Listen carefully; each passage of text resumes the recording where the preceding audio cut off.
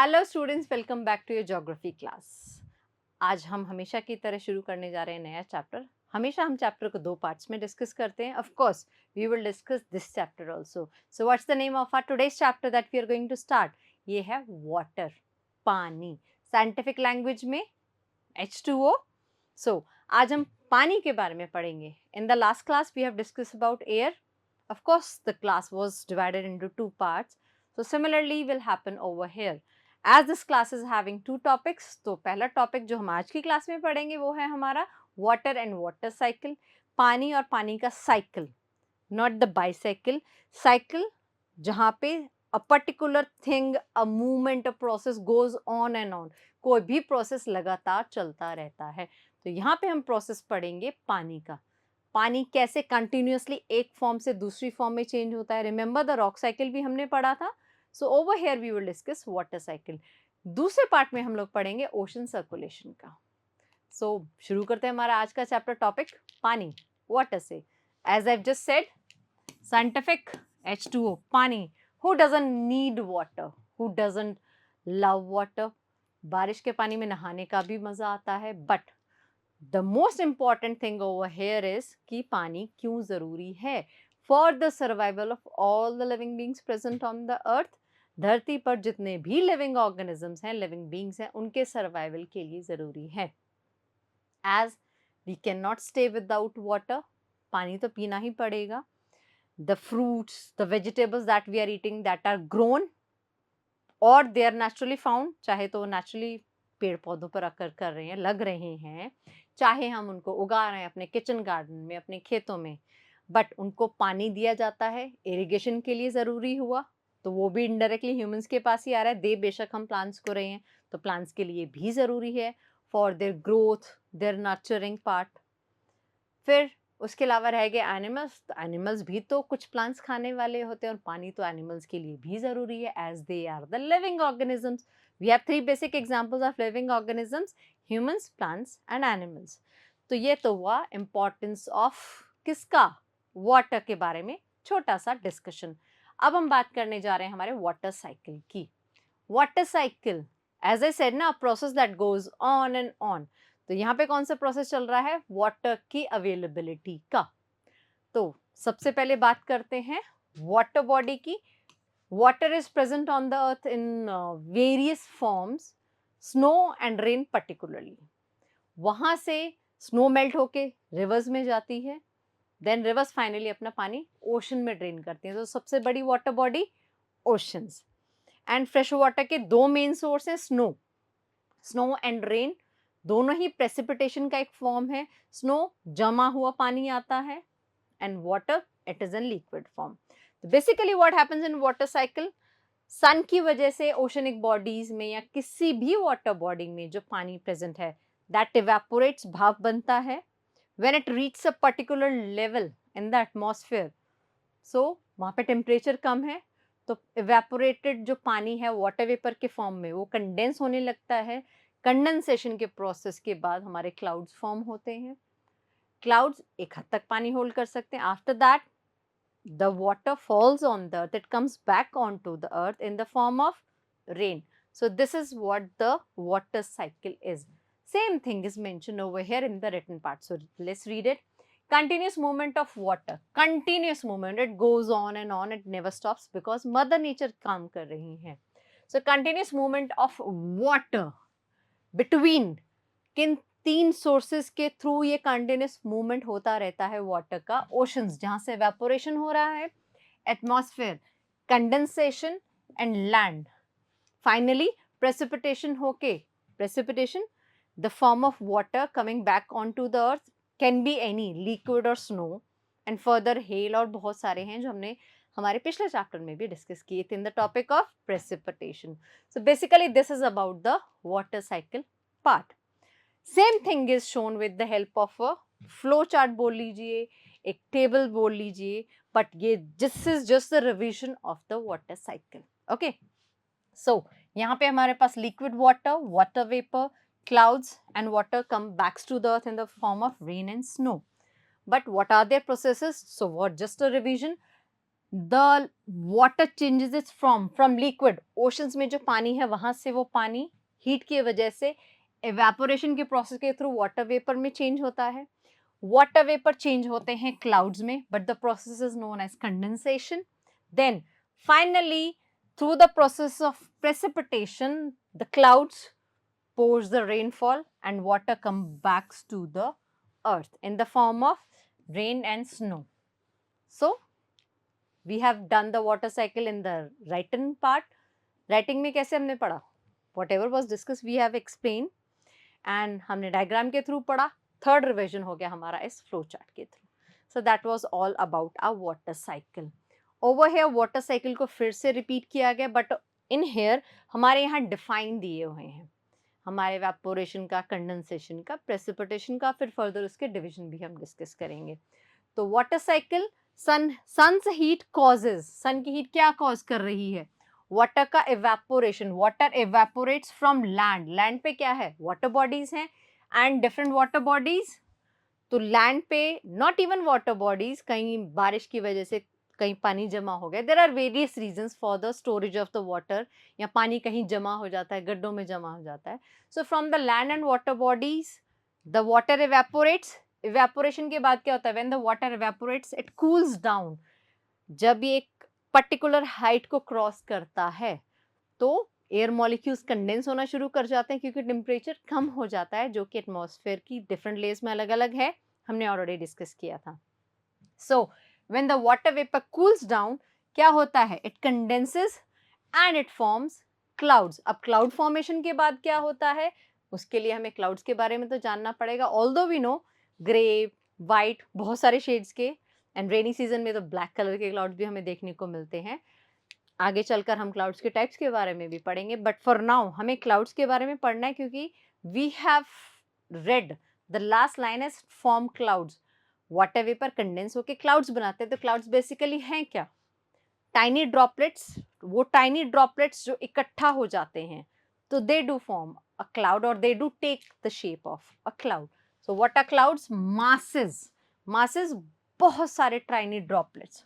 Droplets of water, पानी की बूंदें जब बहुत सारी एक साथ इकट्ठी हो जाती हैं तो एक क्लाउड फॉर्म हो जाता है. और ये क्लाउड तब तक वाटर वेपर को या वाटर ड्रॉपलेट्स को स्टोर करके रखता है जब तक कि वो उसका वेट कैरी कर सकता है. And the time comes it spills the water, not spills the water, it drops the water in the form of precipitation. तो ये हो गया हमारा क्लाउड्स का फॉर्मेशन. अब क्लाउड्स के आगे क्या होता है? So when water droplets become too heavy to float in the air. अब पानी की बूंदें तो हवा में तैरती नहीं है, क्या तैरते हैं? क्लाउड्स. क्लाउड्स में क्या है? Water droplets. सो फाइनली क्या होता है? They come down on the earth. This process is known as precipitation. Then forms of precipitation, ये किसी भी फॉर्म में आ सकता है, solid, liquid. Then so forms are rain, completely liquid, snow, sleet, slight drizzling come frozen water, hail, crystalline balls. Ice balls आती हैं whenever extreme thundering and lightning occurs. So that was all about the water cycle. यहाँ पे है distribution of water bodies. Few names are on our tips. कौन कौन सी water bodies हैं? हम water bodies के distribution की बात कर रहे हैं, उनके types की नहीं बात करें, but distribution की बात करें तो types के बारे में पढ़ना ज़रूरी है. तो there are oceans, rivers, seas, ponds, lakes, rivers, multiple sources are there. And सबसे important क्यों बोल रहे हैं? Rain and snow. Fresh water के लिए. So let's move ahead. Distribution of water bodies. तो अब इतनी सारी जो water bodies के types के बारे में हमने discuss किया है, they can be categorized. किस किस में? कईयों में तो salty water होता है, कईयों में fresh water होता है. अब salty, नमक वाला पानी. नमक कहाँ से आया? हम अगर बात करें ओशंस और सीज की, क्योंकि सबसे बड़ा water body present on the earth is oceans. Oceans में the water is maximum salty, almost 97.3% salty होता है. क्यों होता है? So reasons are numerous, but हम बेसिकली 2 जल्दी से पढ़ लेते हैं, डिस्कस कर लेते हैं. एक्चुअली फर्स्ट रीजन है ओशंस का बॉटम किस चीज का बना हुआ है? बेस किस चीज का है? पत्थरों का, रॉक्स का, बिकॉज क्रस्ट बॉटम पे भी तो है. ओशनिक क्रस्ट जिसको हम बोलते हैं, वी हैव ऑलरेडी डिस्कस. सो अब क्रस्ट बना है रॉक से. रॉक्स में क्या होते हैं? मिनरल्स. मिनरल्स में क्या होते हैं, केमिकल्स, ये सब हमने रॉक, हमारे जो रॉक्स वाला चैप्टर था, रॉक साइकिल वाला, उसमें सब कुछ पढ़ा हुआ है, आई एम जस्ट रिपीटिंग। तो अब जब ये केमिकल्स, केमिकल और वाटर जब ये दोनों कोलाइड करते हैं, not to collide but when the chemicals come in contact with the water, तो केमिकल रिएक्शन होता है। So that is how scientifically the formation of salt takes place. थोड़ा बहुत सॉल्ट रिलीज होता है क्योंकि केमिकली रिएक्ट, केमिकल्स जो है वो रिएक्ट कर रहे हैं, रिएक्शन हो रहा है। सो somehow salt is form through out that process. तो वो सॉल्ट ऐड होता जाएगा पानी में। अब ओशन सबसे बड़ी वाटर बॉडी, उसके बाद तो पानी सिर्फ इवेपोरेट ही होगा, तो इवेपोरेशन के थ्रू भी सॉल्ट बनता है। Getting that? And another reason is कि जब किसी वाटर बॉडी में पानी का इनलेट तो हो, पानी आ तो रहा है वाटर बॉडी में, बट आउटलेट नहीं है, वहां से कहीं जा नहीं रहा है, तो जो उसमें एक वाटर बॉडी में ऑलरेडी सॉल्टी वाटर है and more water is being added to that, so what will happen? Whatever water is being added to the salty water, it will also become salty because the evaporation process is going on. क्योंकि water cycle is going on ना, this process goes on and on as the work of the mother nature. Mother nature doesn't stop because it has to take care of all the living organisms on the earth, and water is quite important for us. So 3/4 of the earth's surface, remember, almost in every class we have discussed that there is a certain ratio of water and land present on the earth. So what is the percentage of land present on the earth? यहाँ पे तो दिया हुआ हमें portion, 4 में से third, 3 हिस्से जो है हमारे वो है वाटर के, but in percentage we can consider it as almost 75% of water is present on the earth, बाकी बचा 25%। How come? टोटल तो 100% है ना, if we will divide 100 by 4, 4 ratios, तो 25 for 4 parts. So simple equation. So 3/4 of the earth's surface is covered by water, by various water bodies, but the majority one, the space that is being occupied by is the oceans. Still many countries face water. धरती पर इतना पानी है but अभी भी कई देशों में पानी की कमी है। कहीं पे बारिश कम होती है, उसके रीजंस बेशक कुछ भी हो सकते हैं, अलग अलग हो सकते हैं, but there are some places like which desert region, पानी का शॉर्टेज होता है। एक्सट्रीम माउंटेनियस रीजन पे पानी का शॉर्टेज नहीं होता है, इट रेन्स, बट या there can be various region, as it can be कि प्लेट्यू रीजन है, रिवर फ्लो नहीं हो रही है वहां से, so the reasons can vary. तो यहाँ पे है द वाटर स्कैसिटी। स्कैसिटी के लिए फिर से हमारा एक और चला जाता है कि पानी पर धरती तो 75% है, देन रीजन क्या हुआ? सॉल्टी वाटर है भाई। अब कितना सॉल्टी, उसके लिए हमें एक बार टेबल चेक करना पड़ेगा। So as I told, oceans में 97.3% जो है सलाइन वाटर है, बाकी कितना बचा? 2.7%। सो 2.7% इन सब में डिस्ट्रीब्यूटेड है। All together we do have 100% of water present on earth, but 97.3 is the saline water and remaining 2.7 is the fresh water. Fresh water from various sources, and आगे उनका रेशियो भी लिखा हुआ है किस सोर्स से हमें कितना amount. This is not the exact one, it can very, so it is relatable. So this is the brief distribution chart of the water bodies and what kind of water is present in those water bodies. So ये तो हुआ हमारा सारा distribution के बारे में। Now as we have discuss कि saline water is present in oceans. So maximum saline water, mostly saline. Saline means salt, नमक वाला पानी. We have not added it with the spoon. It is naturally present over there. Reasons we have just discussed. Then it contains large amount of dissolved salt. Dissolved salt, already पानी है और पानी में नमक है, so it is already dissolved, we have not contributed in that है, but उसके reasons अलग हैं and we are not going to discuss them in today's class. तो oceans का पानी saline है जो already dissolved है.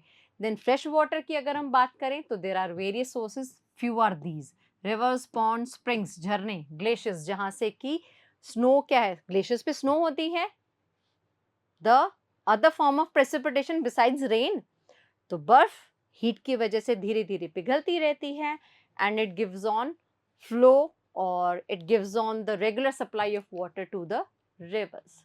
सो ये थे हमारे ओशंस और फ्रेश वाटर, मतलब सेलाइन और फ्रेश वाटर के सोर्सेज की थोड़ी सी डिटेल. नाउ अब हम बात कर रहे हैं सैलिनिटी की। बहुत टाइम से हम बात कर रहे हैं नमक की, पानी में नमक होता है, ओशन के पानी में नमक होता है। So let's discuss what is salinity. So salinity is basically the amount of salt present in the water. पानी में नमक की मात्रा सैलिनिटी कहलाती है।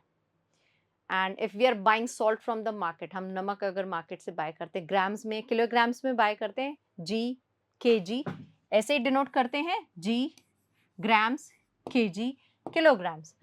सो यहाँ पे एक एवरेज ग्राम्स कैलकुलेशन के लिए लिया गया टू फाइंड आउट। अब किसी भी चीज का अमाउंट या क्वांटिटी को मेजर करना है तो we should use a measuring unit.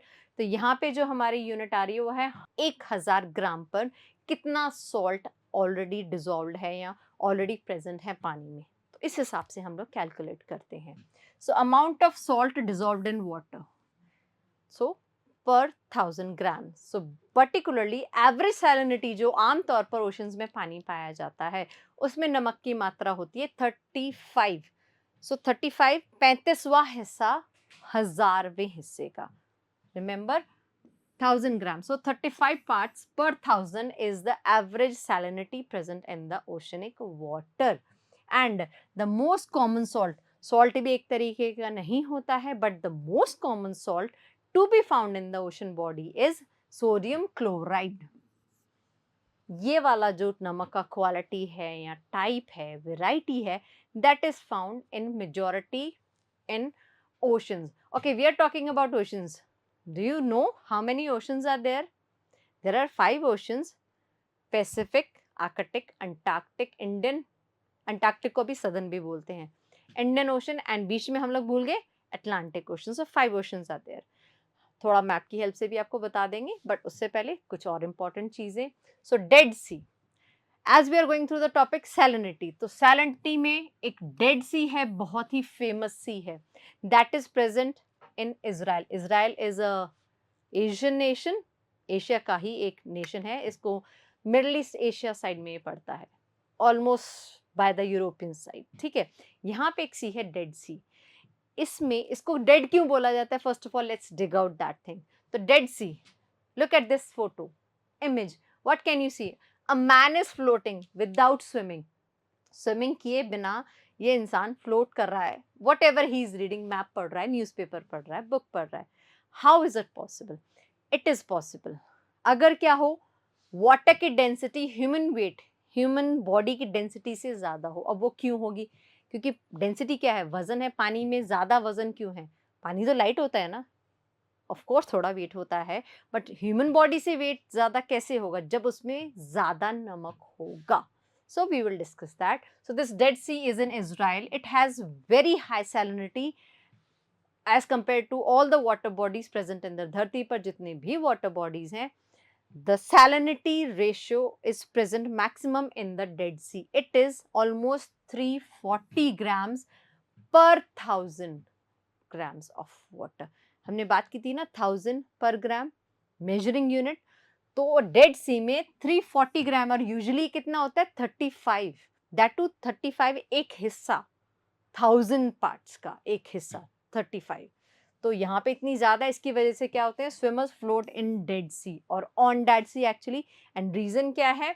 High water density in comparison to the human body. नमक की मात्रा पानी में, इंसान की बॉडी में जो नमक प्रेजेंट है उससे कई ज्यादा है, तो ह्यूमन बॉडी काफी लाइट वेट फील करती है and they can easily swim. अगर आपको स्विमिंग नहीं भी आती, still you can float in this water, you can swim in this water. Swimming की तो जरूरत ही नहीं पड़ेगी, आप ऑटोमेटिकली फ्लोट करोगे। आपकी बॉडी तो लाइट होगी ना as compare to the human weight. So that was all about salinity. And जैसे कि मैं बात कर रही थी, हम कुछ वाटर बॉडीज के बारे में बात करते हैं, वो कहाँ पे सिचुएटेड हैं। तो this is basically the map. अगर आप इसी मैप को ग्लोब पर देखोगे तो North America, South America will go on to that part, eastern part of Asia. तो बट हमें तो वाटर बॉडीज पढ़नी है, तो दोनों साइड चलेगा। So Pacific Ocean is present on the west side and Pacific Ocean is present on the east side. तो दोनों अलग अलग नहीं है, एक ही है, क्योंकि we are reading this map. So on the map the Pacific Ocean is always shown in the two parts, but they are exactly not the two parts, as Pacific ocean दुनिया का सबसे बड़ा ओशन है ही 5 but उसमें से भी सबसे बड़ा है। Then we have the Southern Ocean जिसको कि पहले अंटार्कटिक भी कहा जाता था। We have Arctic Ocean on the top, North Pole side में आर्कटिक ओशन है, साउथ पोल साइड में अंटार्कटिक ओशन है। Then we have in between, ये है North America, South America, Africa, ये यूरोप का कुछ हिस्सा है, देन एशिया। बीच में पड़ जाता है अटलांटिक ओशन, यहाँ पे आ जाता है इंडियन ओशन। हो गए हमारे 5, one is Pacific, Antarctic, then Atlantic and Indian Ocean, हमारे हो गए 5 ओशंस। तो that was all about the water cycle, water bodies, distribution of water bodies or distribution of water in the terms of saline water, fresh water, उसका भी ratio हमने पढ़ा, salinity के बारे में भी हमने पढ़ा। So this is particularly the learning outcome of our today's topic from the chapter water. अब बारी है एक क्विक recap की with the help of 3 questions. So our first question is the process of conversion. Conversion मतलब changing in the form from one form to the another. First form is water vapor and another form is cloud. तो water vapor से cloud में जब एक process आता है change in the form का, तो वो process क्या कहलाता है, किस process के through ये formation होता है? So that is water vapor present in the first process क्या था हमारा evaporation, उसके बाद क्या होता है condensation, form change हो रहा है तो condensation। क्लाउड से फिर प्रेसिपिटेशन के थ्रू क्या हो जाएगा, वो हमारा प्रेसिपिटेशन प्रोसेस ही हो जाएगा, या क्लाउड्स के थ्रू जो water comes back to the earth. हमारा सेकंड क्वेश्चन है what percentage of the earth surface is covered by water? 3/4। 3/4 का कितना परसेंटेज था? 75%। So around, as I said, accurate नहीं है, it can vary but relatable जरूर है। फाइनली हमारा लास्ट क्वेश्चन है average salinity of ocean water is, average 1000 थी, बट एवरेज 1000 में से कितनी है जो ओशन वाटर में पाई जाती है सैलिनिटी? दैट इज 35 पार्ट्स पर 1000। So that was all about our today's topic. क्या था टॉपिक का नाम? Water and water cycle from the chapter water itself. तो मिलते हैं अगली क्लास में हमारे सेकंड टॉपिक ओशन सर्कुलेशन और उसकी डिटेल्स के बारे में पढ़ने के लिए, ठीक है? Till then take care, bye bye.